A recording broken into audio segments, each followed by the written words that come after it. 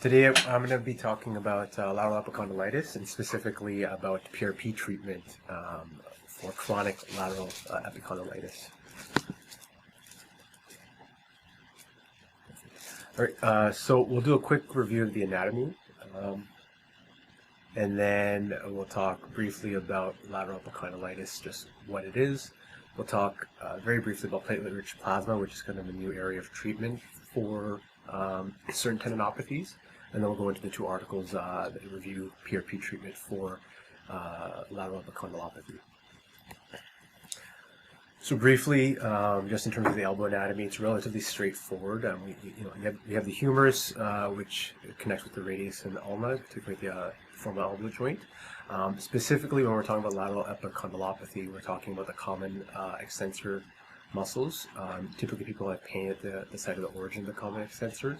The most common muscle involved is the extensor carpi radialis, which originates at the lateral epicondyle and the inserts at the base of the third metacarpal. Alternatively, you can have involvement of extensor carpi ulnaris and extensor digitorum, but typically when we think of classic lateral epicondylopathy, we're thinking of extensor carpi radialis brevis being involved. Excuse me. When we're talking about lateral epicondylitis, or more specifically now, we think of it more as epicondylosis because it's thought of as a degenerative injury. Typically, patients will complain of lateral elbow pain. It's most commonly caused by repetitive movements that cause microtraumas on the of the wrist extensors. As I mentioned, it's usually ECRB. Its most commonly presentation is between the 4th or 5th decade of life. And anyone who does any sort of repetitive movement. So when it was first found, it used to be called laborer's arm because it's found in people who are doing a lot of manual labor. But now more commonly we call it tennis elbow because classically tennis players will come in complaining of lateral elbow pain. Excuse me. Things that we don't want to miss when we're thinking about the differential is you don't want to miss things like an OCD of the capitellum, an OCD of the radius. Sometimes rare things that can occur that can mimic lateral epicondylitis, or things like synovitis of the radiohumeral joint, bursitis in that area. Sometimes you can also get radial tunnel syndrome. So those are things to have on your differential before you go straight to lateral epicondylopathy. Finally, you can also have referral pain from the C-spine as well as pain that's referred from the shoulder that patients are complaining about at the elbow. So it's always important, like anytime we're doing an MSK exam, we're looking at the joint above and the joint below. Excuse me. When we're doing our physical exam, in terms of palpation, you classically have tenderness at the lateral epicondyle. Sometimes you'll have tenderness of the common extensor muscles as well. Pain is reproduced with passive wrist flexion or resisted wrist extension, and sometimes you'll have pain with resisted pronation as well. You can also have pain with resisted D3 extension. The most common treatment for lateral epicondylitis is usually conservative management. Most patients will respond very well to a good course of rehabilitation. Sometimes it requires some anti-inflammatories, some activity modification or relative rest from their activity that was causing the pain. And when we're talking specifically about sports, we want to look at the mechanics of their swing or whatever sporting activity that they're doing to see if there's anything that can be improved to prevent this recurrent repetitive trauma from occurring. We can also use things like elbow straps to provide support to the muscles. And then as we go down to a little bit more the rehab side of things, the classic rehab protocol is the eccentric strength training of the extensor muscles. And then when we're talking about other rehab modalities, things like extracorporeal shockwave therapy have also been used. We can use cortisone injections. It's a bit more of an invasive treatment to settle down some of the pain. And now we also have PRP injections and whether or not they may have a role in improving patient symptoms. And then finally, in those people who fail conservative management, who are still having persistent symptoms despite adequate therapy, those are patients who then we can refer for orthopedic consideration of surgery to repair this tendinosis. Now, platelet-rich plasma, kind of what it is. So essentially, what platelet-rich plasma is, the theory behind it is that we take a patient's blood, we put it through a centrifuge to separate the various components of the blood. And essentially what you get is you get a layer of red blood and then a kind of a cloudy layer which is supposed to represent the platelets. The platelets, depending on what system you're using, can be platelets that are rich in leukocytes or poor in leukocytes. And in the literature, they talk about the leukocyte composition being effective for certain types of injuries. So specifically, I think they talk about leukocyte-rich PRP being good for things like tendinosis versus leukocyte-poor, I believe, being better for osteoarthritis. The theory behind using platelets and PRP is that by injecting this into the area where the injury has occurred, you cause an inflammatory cascade that mimics the release of more growth factors, more interleukins, that will then cause the body to repair the area that's been injured. And then essentially people would not have to go down the path of surgery or the more invasive treatments. So we'll get into our first article. So this article came out earlier last year now, in 2020. And so this was looking at long-term follow-up of people who got platelet-rich plasma treatment and people who had what they defined as refractory lateral epicondylitis. So they wanted to see whether or not people would respond in what they considered was a long period of time to actually having one injection of PRP.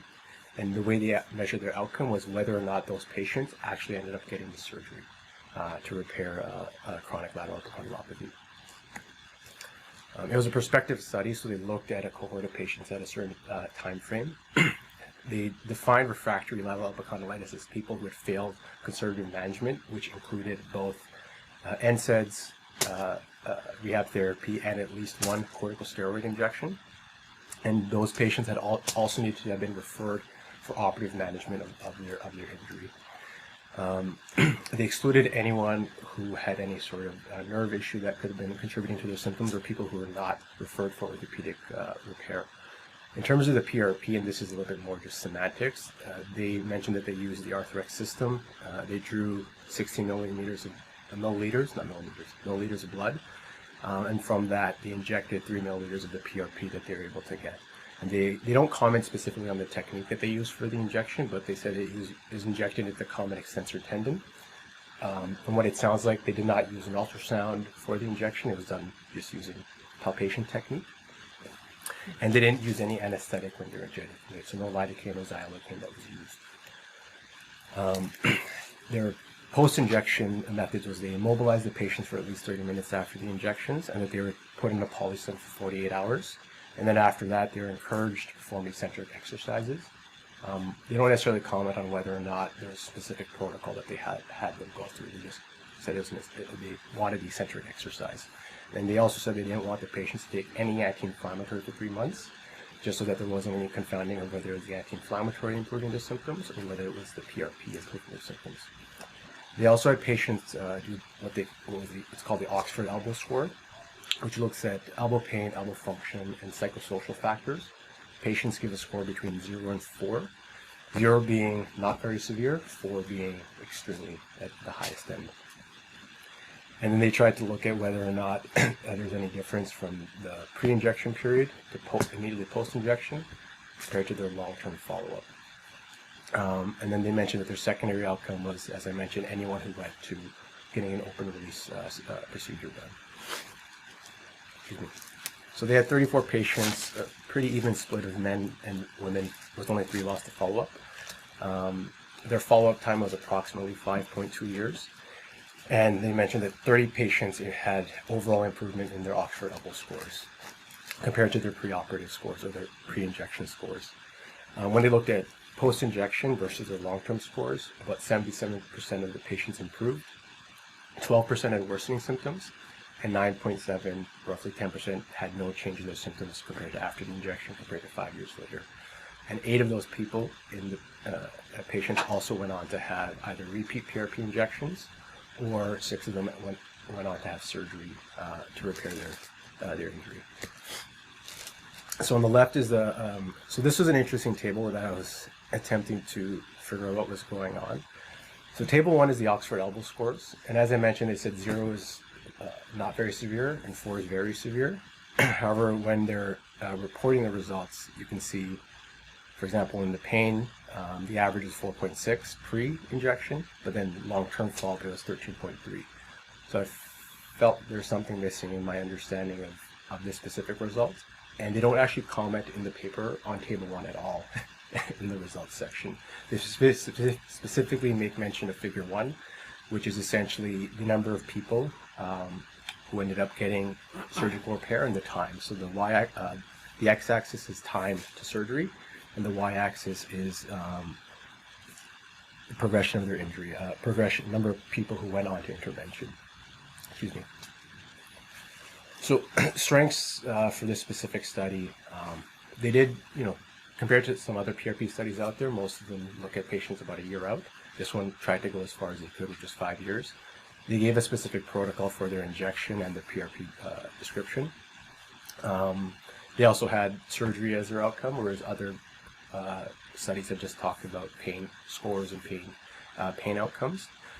And they are, in this specific study, they do mention the controversy behind PRP, that there's been a lot of conflicting studies come out, some which have said that PRP is a treatment that works for lateral epicondylitis versus other studies that they make mention of that contradict those meta-analysis and some of the studies that come out. And they kind of agree with that stance, that it's still kind of unequivocal. They had a small sample size, it wasn't a very large study. And the definition of conservative management is variable because they don't mention what specific protocols were followed, whether or not all patients went through rehab or whether they just had NSAIDs. They just left it open up to whatever the surgeon or the referrer decided was adequate conservative management. And there wasn't any other comparison or control group. So there wasn't a group that only was doing rehab therapy. There wasn't a group that was being left alone. And then there wasn't a group that would undergo something like a cortisone injection. Excuse me. In terms of the conclusions, so they felt that a single injection could successfully treat refractory lateral epicondylitis, essentially preventing the need for more invasive surgeries and also decreasing healthcare costs on the system in large. The one issue being the cost of PRP. As we all know, it can be quite expensive for patients, and that can prevent people from getting this treatment done. And they made comment that we do need to standardize the approach and the type of injections that are done, and even the type of PRP preparation that you're creating. And it's hard to compare studies and compare outcomes when people are using different preparations of PRP or different ways of, or the different machines to kind of prepare it, and also just the different injection techniques, whether it's blind, palpation, whether it's ultrasound guided, and the experience of the people doing the injections will all have variable outcomes for patients as well. Excuse me. So moving on to our next study, which this one's, I think it's a little bit interesting. So this one is they're comparing PRP versus corticosteroid injections. So in this study, they looked at comparing people who had undergone a corticosteroid injection or a PRP injection at 6 weeks, 3 months, and 1 year. And they hypothesized that PRP would work better, relieving their pain and improving their function. So this was a randomized parallel group control study. We had a steroid group, which they called their control group, and then they had their PRP group. Any patient that was diagnosed with lateral epicondylopathy who did not respond to conservative management for more than 3 months was considered for the study. And they needed to exclude other possible causes for the elbow pain. So anyone who had an OCD, anyone who had radiculopathies or cervical spine injuries contributing to their pain was excluded from the study. In terms of how the injections were performed, the injections were done at one sports medicine clinic by an orthopedic surgeon. They're all done by the same surgeon in his outpatient setting. All of them had the same pre-injection preparation, so nobody was allowed to have anti-inflammatories for at least 2 weeks prior to getting the injection. In terms of their PRP, they don't comment on which system specifically that they used, but they drew 20 milliliters of blood, and essentially they injected 4 milliliters of PRP to the lateral epicondyle versus the corticosteroid that they used. And with the corticosteroid, they did inject 2% xylocaine as well. Excuse me. So this is this is a picture directly from the study where they drew the blood. Can you guys? Yeah.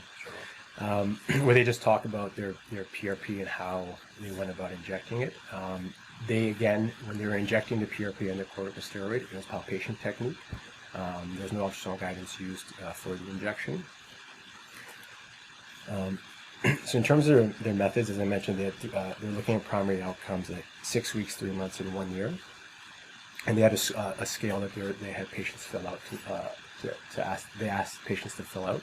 They also looked at the nail elbow score, their dash scores, as well as grip strength scores as secondary outcomes, so that they compare those as well. In total, they had 80 patients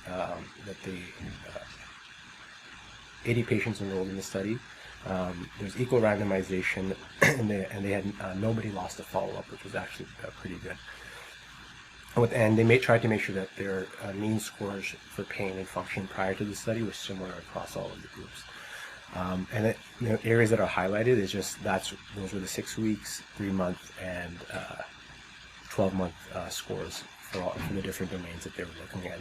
And when they were comparing the PRP versus the corticosteroid group,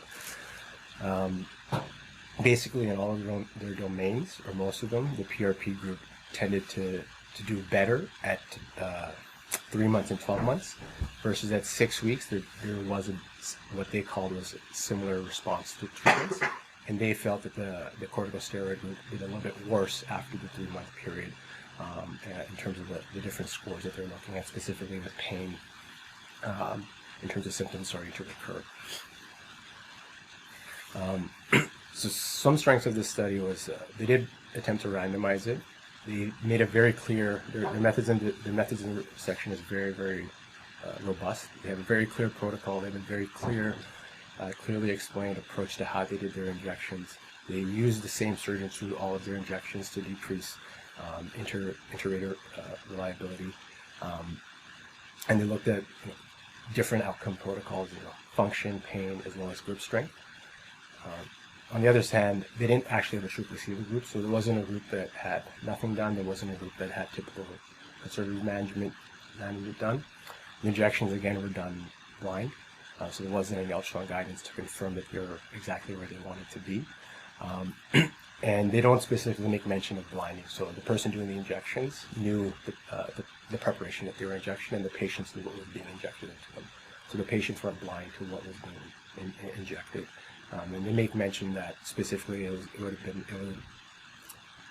have been difficult to blind the patients based on the way that the preparations were done. So their conclusions were that corticosteroids work well in the short term, which we all know. They typically give patients relief for a few weeks, but PRP may give better outcomes in long-term follow-up, long-term in their study being only a year. They do make mention that if they could have and they could have afforded to, they would have used ultrasound guidance so that they could confirm that every injection is done into the appropriate area. One mention that a comment I was going to make about the previous study is that when looking at some of the groups, they mentioned that it was pretty even, but the different characteristics and different scores that they had with the different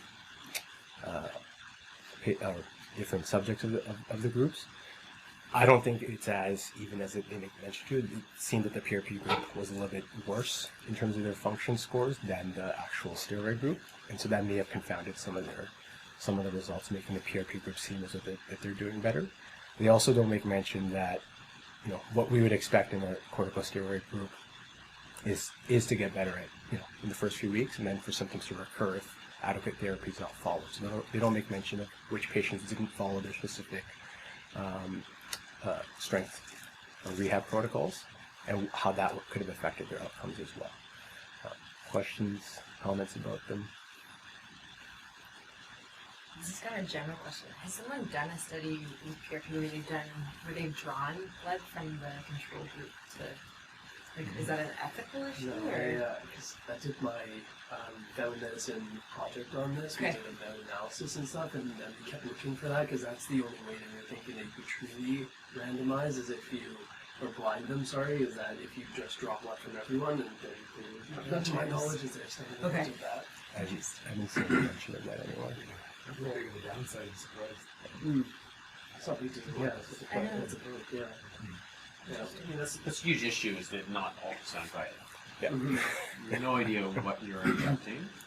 You can landmark, but like what layer are you injecting? What specific tendon are you injecting? Are you injecting at essentially where the tendon is connecting with the bone, or you're injecting into the tendon itself, or are you injecting next to like the capsule? So, I mean, you want to answer your question as to why you're getting different results with the same treatment. That's part of it. I've got a question for you guys. What is the function of your extensor muscles? What's the main function? If somebody who's not somebody who's playing tennis, but like somebody who's just essentially doing their activities of daily living, what is the function of those muscles?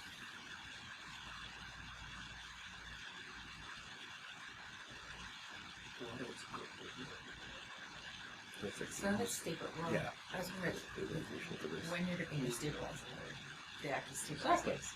So to get maximal grip strength, okay, because otherwise if your wrist is fully flexed, okay, you don't have the same grip strength, your wrist has to be in neutral. So it's a stabilizing muscle. So it's firing the full time. So the reason I bring that up is that the majority of patients you're going to see are not tennis players. Yeah, it's like and it's essentially why are you getting it? It's because you're overloading your stabilizer. So it's generally speaking, they're doing something with a heavier object, and they don't have the strength in their stabilizers. Second question is, how long does lateral epicondylitis last? What is the natural history progression? So the answer is it's completely variable, depending on studies, 3 months to over a year. But that's actually probably a more important question than doing a 5-year follow-up study, because if the tendency is for like 80% to get better by 4 months, why do we need to follow up to 5 years, right? So I mean, some of that thing is like, and then the other thing is like, what's the difference in treatment after 3 months?